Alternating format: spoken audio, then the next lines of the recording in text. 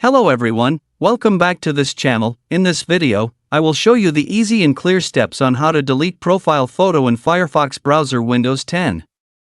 So how to delete profile photo in Firefox browser Windows 10. Make sure you keep watching this video until the end. Let's get started right away. Firstly, go straight to Firefox browser on your computer or laptop. This is the Firefox browser display.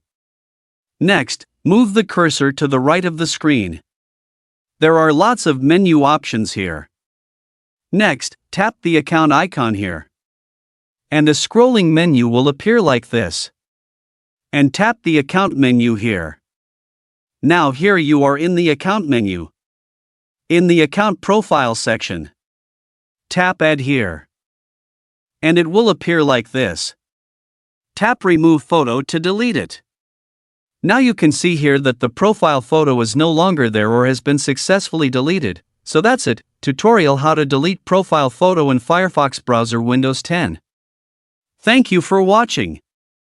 I hope this video is useful. See you in the next video.